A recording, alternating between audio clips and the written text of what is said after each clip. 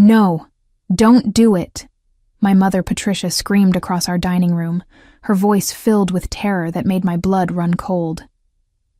I was sitting at our beautifully set Christmas table in Phoenix, Arizona, my fork halfway to my mouth with a bite of honey-glazed ham, when she suddenly bolted upright from her chair like she had seen a ghost. Before I could even ask what was wrong, my mother collapsed to the floor with a sickening thud. The fork clattered from my hand as I rushed to her side, my heart pounding against my ribs. Her face was pale as winter snow, and her breathing came in short, desperate gasps. "Mom! Mom, what's happening?"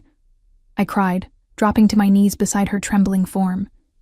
Vincent, my stepfather of 3 years, appeared beside me with surprising speed. "Call 911, Mary. Something's terribly wrong." As we waited for the ambulance, my mother's eyes fluttered open for just a moment. Her hand gripped mine with surprising strength, and she whispered words that would haunt me for weeks to come. "Do not trust anyone." Those 4 words sent a chill down my spine that had nothing to do with the December evening. Why would she say something so ominous? What had she seen or discovered that made her collapse in terror at the sight of me eating dinner? My name is Mary Thompson, and I'm 32 years old. I work as a marketing coordinator for Sundale Financial here in Phoenix, and until that Christmas evening, I thought my biggest worry was whether my latest advertising campaign would meet its quarterly targets. I live alone in a cozy apartment downtown, but I always spent holidays with my mother and Vincent at their sprawling house in the suburbs. Vincent had been a welcome addition to our family after my father passed away 4 years earlier. He was attentive, charming, and seemed genuinely devoted to making my mother happy during her golden years. They met at a grief support group, and their relationship blossomed quickly into what appeared to be a loving second chance at happiness. But as the paramedics loaded my unconscious mother into the ambulance, Vincent's concerned expression seemed different somehow. There was something in his eyes that I couldn't quite place, something that made my mother's final warning echo even louder in my mind. The Christmas dinner sat abandoned on the table, the festive mood completely shattered. As I grabbed my purse to follow the ambulance to the hospital, I caught Vincent glancing back at the dining room with an expression I had never seen before. It wasn't grief or worry. It was something much more calculating, and it made my stomach twist with unease. At Phoenix General Hospital, the doctors worked frantically to stabilize my mother, while Vincent and I paced the sterile waiting room. The fluorescent lights buzzed overhead, casting everything in an unforgiving glow that made Vincent's face look almost skeletal. "She just collapsed out of nowhere," I told Dr. Williams when he finally emerged from the emergency room. "She screamed at me not to eat, and then she was on the floor." Dr. Williams frowned, consulting his clipboard. "We're running extensive tests, but her symptoms suggest some kind of toxin exposure. Her blood work shows elevated levels that indicate poisoning." "Poisoning?" Vincent's voice cracked with what sounded like genuine shock. "How is that possible?" The doctor shook his head grimly. "We're not sure yet. Has she been feeling ill lately? Any unusual symptoms or behaviors?" I thought back over the past few weeks. My mother had seemed quieter than usual, more withdrawn. There were several occasions when I caught her staring at Vincent with a strange expression, almost like she was studying him. When I asked about it, she simply said she was tired and had been having trouble sleeping.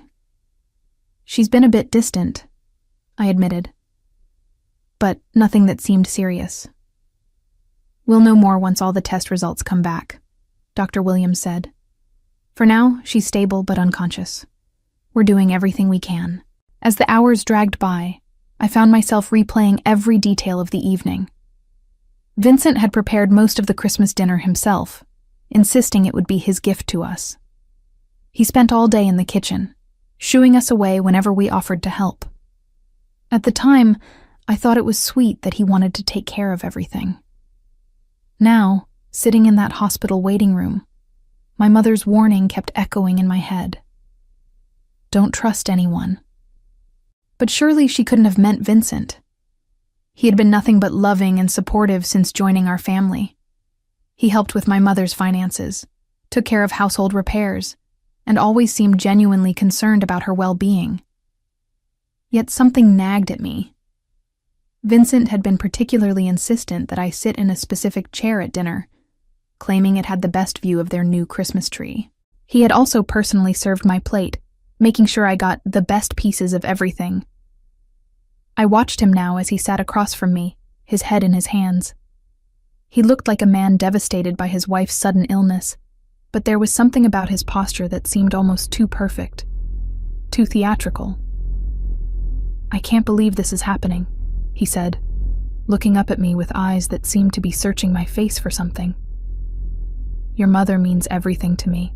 "I know," I replied automatically, but the words felt hollow in my mouth. As we settled in for what would clearly be a long night, I couldn't shake the feeling that my mother's collapse wasn't the random medical emergency it appeared to be. Something had terrified her enough to risk her own safety to stop me from eating that dinner, and I was determined to find out what it was. 3 days passed with my mother remaining in a medically induced coma while the doctors worked to flush the toxins from her system. Vincent and I took turns sitting by her bedside, but I found myself watching him more carefully than I ever had before. On the 4th day, while Vincent was at home showering and changing clothes, I decided to return to my mother's house to collect some of her personal items for the hospital. What I found there would change everything I thought I knew about my family. The Christmas dinner still sat on the table, untouched since that terrible evening. The food had spoiled, filling the house with a sickly sweet smell that made my stomach churn. As I approached my place setting, my mother's terrified scream echoed in my memory. Something compelled me to examine my plate more closely. Unlike the other servings, mine seemed to have a faint, chalky residue that didn't match the natural appearance of the food. Acting on pure instinct, I carefully scraped some of the residue into a small container I found in the kitchen. That afternoon, I drove to a private laboratory across town, claiming I needed to test some questionable food for my elderly mother's safety. The technician was sympathetic and agreed to rush the analysis. The results came back 2 hours later, and they confirmed my worst fears: rat poison. A lethal dose had been mixed specifically into my portion of the Christmas dinner. My hands shook as I stared at the lab report. Someone had deliberately tried to murder me, and my mother had somehow discovered the plot, just in time to save my life. But who would want me dead? And why? I sat in my car outside the laboratory, my mind racing through possibilities. I was a single woman with no enemies, no significant debts, and no dramatic relationships that might inspire such hatred. The only thing of value I possessed was a modest inheritance from my grandmother that I had received 2 years earlier. Money that would revert to my mother if something happened to me. But if someone wanted to harm my family's finances, killing me wouldn't accomplish much. My mother was the real holder of the family wealth, having inherited the bulk of my grandmother's estate, along with my father's life insurance and retirement savings. Unless someone was planning to eliminate both of us. The thought hit me like a physical blow. If both my mother and I died, who would inherit everything? As my mother's husband, Vincent would be the natural beneficiary of her estate. And if I died first, my portion would simply make his eventual inheritance even larger. I thought about Vincent's insistence on preparing dinner himself, his careful arrangement of seating, his theatrical concern at the hospital. Had my mother discovered his plan? Was that why she looked so frightened when she saw me about to eat the poisoned food? With trembling fingers, I started my car and drove toward the hospital. I needed to search through my mother's personal effects and see if she had left any clues about what she had discovered. If Vincent was behind this, I was going to find the evidence to prove it. At the hospital, I waited until Vincent left for his evening coffee run before searching through my mother's purse and the bag of clothes I had brought from home. Hidden in the inside pocket of her favorite cardigan, I found something that made my blood run cold: a folded piece of paper with Vincent's handwriting. The note was a crude calculation of asset values, listing my mother's bank accounts, property value, life insurance policies, and investment portfolios.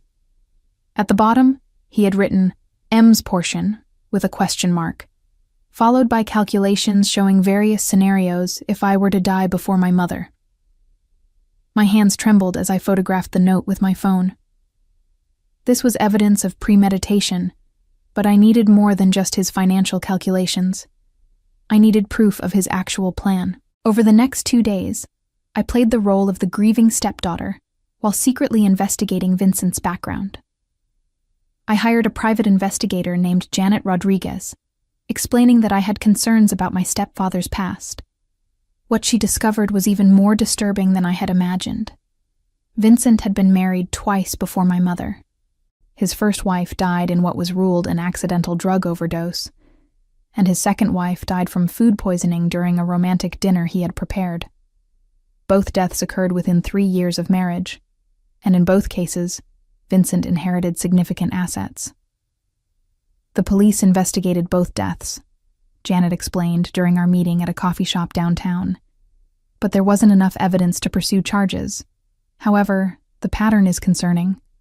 Your stepfather seems to have a talent for becoming widowed under financially beneficial circumstances. I felt sick to my stomach. My mother, in her grief over my father's death, had unknowingly invited a predator into our family. Vincent had spent 3 years gaining her trust, learning about our family's finances, and positioning himself to inherit everything. There's more, Janet continued. I found records showing that Vincent recently increased your mother's life insurance policy and changed the beneficiary details. He's also been making inquiries about the probate process and estate transfer procedures. The evidence was damning, but I still needed proof of the actual poisoning attempt. That evening, I returned to my mother's house while Vincent was at the hospital. I needed to search his personal space for evidence of the rat poison or any other clues about his murderous plan. In Vincent's home office, tucked behind a row of books on the shelf, I found a small metal container that made my heart race. It was rat poison, with only about half the contents remaining. The container was partially hidden, but not well enough to escape a thorough search. I photographed everything, careful not to disturb the positioning. Then I noticed something else, a manila folder labeled Insurance and Estate Documents, sitting on his desk. Inside were copies of life insurance policies, will documents, and what appeared to be forged signatures on several beneficiary change forms. Among the papers was a handwritten timeline in Vincent's writing, detailing his plan. It was methodical and chilling. Phase 1. Eliminate M during Christmas dinner. Stages accident what food poisoning. Phase 2. Console P through grief. Assume caretaker role. Phase 3. P's natural health decline within 2 to 3 years. Phase 4. Full estate transfer. Relocate to new state. The clinical nature of his planning made me nauseous. He had mapped out the murder of his wife and stepdaughter like a business strategy, complete with timelines and contingency plans. But the most damning evidence was what I found in his computer's search history. Over the past 2 months, Vincent had researched untraceable poisons, inheritance laws, and even how to comfort a grieving spouse. He had also looked up real estate listings in Florida and information about changing one's identity. I copied everything onto a flash drive and carefully returned the room to its original state. As I prepared to leave, I heard Vincent's car pulling into the driveway. My heart pounded as I slipped out the back door and around to where I had parked my car down the street. The evidence was overwhelming, but I needed to be strategic about how to use it. If I went to the police immediately, Vincent might destroy evidence or flee. Instead, I decided to set a trap that would expose him completely and ensure he faced justice for his crimes. The next morning, I called Vincent with carefully planned news. "The doctors say Mom might be waking up soon," I told him, watching his reaction closely through the hospital room window. "They want to reduce her sedation gradually and see if she responds." Vincent's face went through a series of expressions that confirmed my worst suspicions. First came what looked like genuine relief, quickly followed by something much darker: worry, calculation, and what I could only describe as fear. "That's wonderful news," he said, but his voice lacked conviction. "I'll be right there," Over the next several hours, I observed Vincent's behavior around my mother's bedside. When he thought I wasn't watching, his expressions were cold and calculating. He seemed to be studying the medical equipment, the nurses' schedules, and the security cameras in the room. That afternoon, I implemented the first part of my plan. I arranged to meet with Detective Sarah Martinez from the Phoenix Police Department, explaining that I had discovered evidence of attempted murder. I presented her with copies of all the documentation I had gathered, along with the lab results showing rat poison in my Christmas dinner. "This is serious evidence," Detective Martinez said, reviewing the photographs and documents. "But we need to be careful about how we proceed. If Vincent's suspects were onto him, he might try to flee or destroy evidence." "I have an idea," I said. "What if we set up a controlled situation where he reveals his plans himself? We work together to design a plan that would give Vincent an opportunity to incriminate himself while ensuring my mother's safety." Detective Martinez arranged for undercover officers to monitor the hospital, and we set up recording equipment that would capture any conversations in my mother's room. The next day, I told Vincent that the doctors wanted to try waking my mother up and that she might be able to communicate within a few hours. I also mentioned, seemingly casually, that the police had asked me some questions about the Christmas dinner incident.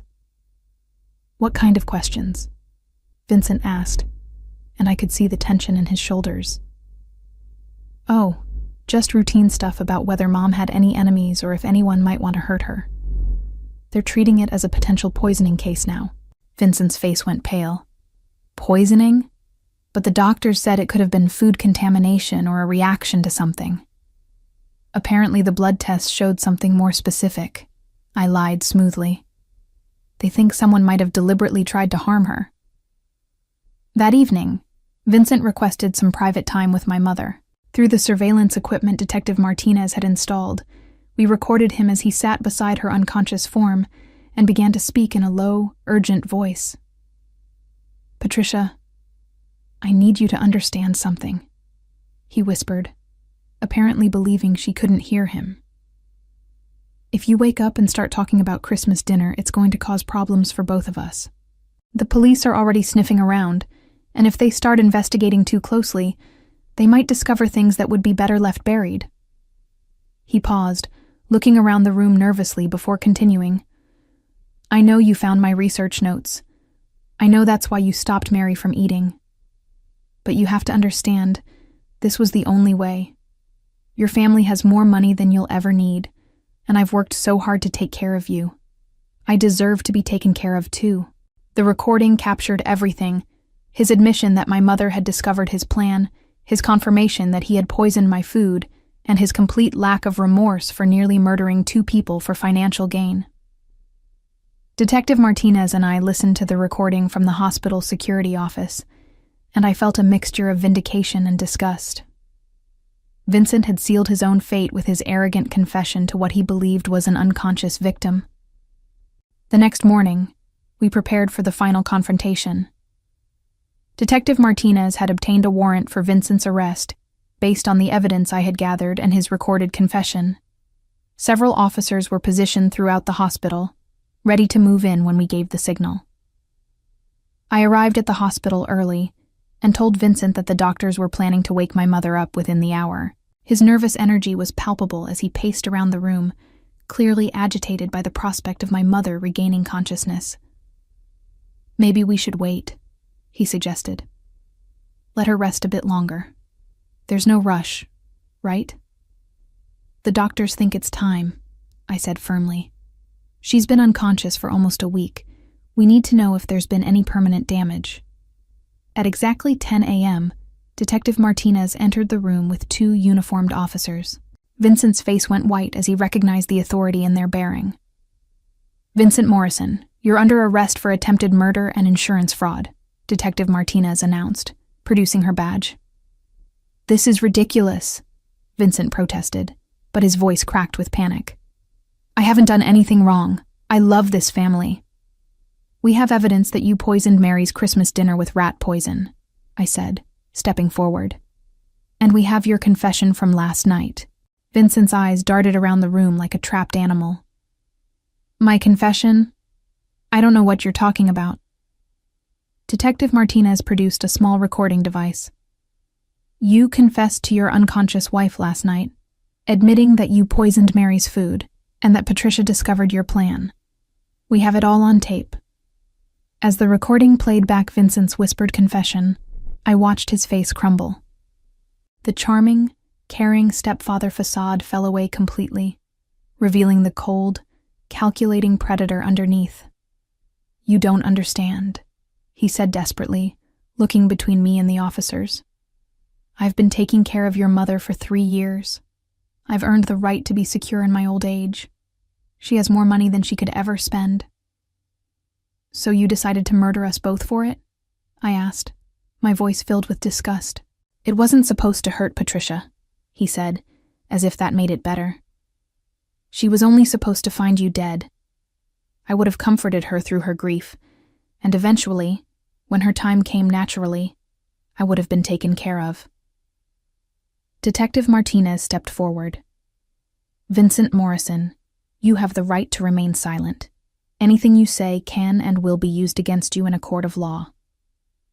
As they handcuffed him, Vincent made one last desperate plea. Mary, please, think about what this will do to your mother. The scandal, the publicity. Is that really what you want for her? What I want, I said coldly, is for you to face justice for trying to murder 2 innocent people for money. My mother deserves to know that the man she trusted was planning to kill her family. As the officers led Vincent away, I felt a complex mixture of emotions. Relief that the threat was over, satisfaction that justice would be served, but also deep sadness for what my mother would have to endure when she learned the truth about the man she had loved and trusted. The nightmare was finally over, but I knew the healing process was just beginning. My mother would need time to recover both physically from the poisoning and emotionally from the betrayal. But she was alive. Vincent would face the consequences of his actions, and our family would rebuild stronger than before. Detective Martinez placed a gentle hand on my shoulder. You did the right thing, Mary. Your courage and persistence probably saved both your lives. I nodded, looking at my mother's peaceful face as she continued her recovery. Soon she would wake up to a world where the threat was gone and justice had prevailed. 2 days after Vincent's arrest, my mother finally began to show signs of awakening. Her eyes fluttered open slowly, and she looked around the hospital room with confusion before her gaze settled on my face. Mary? She whispered, her voice hoarse from days of unconsciousness. I'm here, Mom, I said, taking her hand gently. You're safe now. As the fog of medication cleared from her mind, I could see the memories returning. Her grip on my hand tightened, and fear flickered across her features. Vincent, she said urgently. The food. I know, Mom. I know everything. He's been arrested. Relief washed over her face, followed quickly by tears. I found his notes, she said weakly. Papers about insurance money and calculations about what would happen if you died. I couldn't believe it at first. I squeezed her hand. You saved my life by stopping me from eating that dinner. I wasn't sure until I saw you with that fork, she continued. Something about the way he had insisted on serving your plate himself, the way he watched you. I just knew something was terribly wrong. The doctor entered to check on her progress, and Detective Martinez followed shortly after. My mother was strong enough to give her full statement about discovering Vincent's research notes and realizing he had poisoned my food.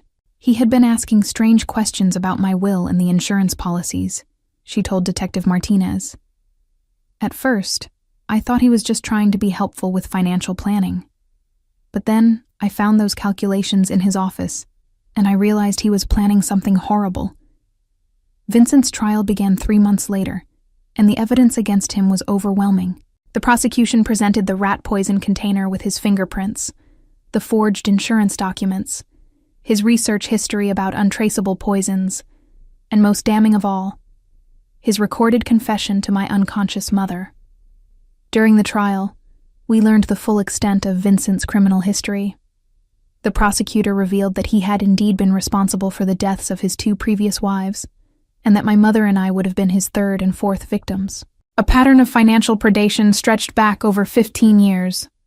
Vincent's defense attorney tried to argue that the evidence was circumstantial and that his client was being framed, but the jury saw through the lies.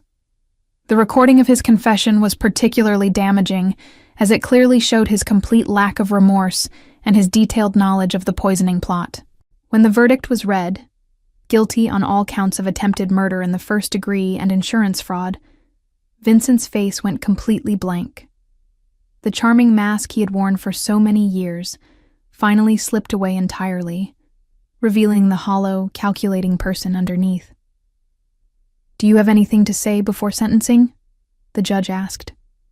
Vincent stood slowly, his lawyer's hand on his shoulder. For a moment, he looked directly at me and my mother in the gallery. "I never meant for Patricia to get hurt," he said quietly. "I genuinely cared about her.